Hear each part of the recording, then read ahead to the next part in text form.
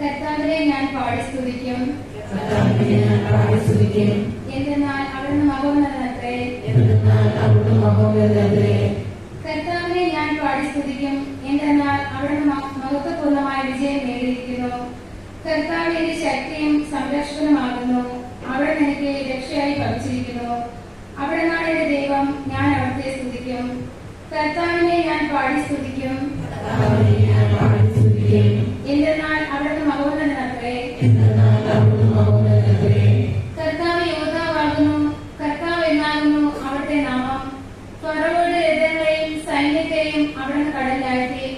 അവന്റെ തിരിലായ സൈന്യാധിപർ ചെങ്കടലിൽ മുങ്ങി മരിച്ചു. കർത്താവിനെ ഞാൻ പാടി സ്തുതിക്കും. എന്തെന്നാൽ അവിടുന്ന് മഹോന്നതനത്രേ. ആഴമേറിയ ജലം അവരെ മൂടി. അകാലത്തിലേക്ക് കല്ല് പോലെ അവർ താണു. കർത്താവെ, അങ്ങയുടെ വലതു കൈ ശക്തിയാൽ മഹത്വമാർന്നിരിക്കുന്നു. കർത്താവെ, അങ്ങയുടെ വലതു കൈ ശത്രുവിനെ ചിതറിച്ചിരിക്കുന്നു. കർത്താവിനെ ഞാൻ പാടി സ്തുതിക്കും. എന്തെന്നാൽ അവിടുന്ന് മഹോന്നതനത്രേ. കർത്താവെ, അങ്ങയുടെ ജനത്തെ കൊണ്ടുവന്ന് അങ്ങയുടെ വിശുദ്ധ മലയിൽ അങ്ങേക്ക് വസിക്കുന്നതിനായി ഒരുക്കിയിരിക്കുന്ന സ്ഥലത്ത് അങ്ങയുടെ കരങ്ങൾ സ്ഥാപിച്ച വിശുദ്ധ മന്ദിരത്തിൽ അവരെ നട്ടുപിടിപ്പിക്കും. കർത്താവ് എന്നേക്കും രാജാവായി ഭരിക്കും. കർത്താവിനെ ഞാൻ പാടി സ്തുതിക്കും.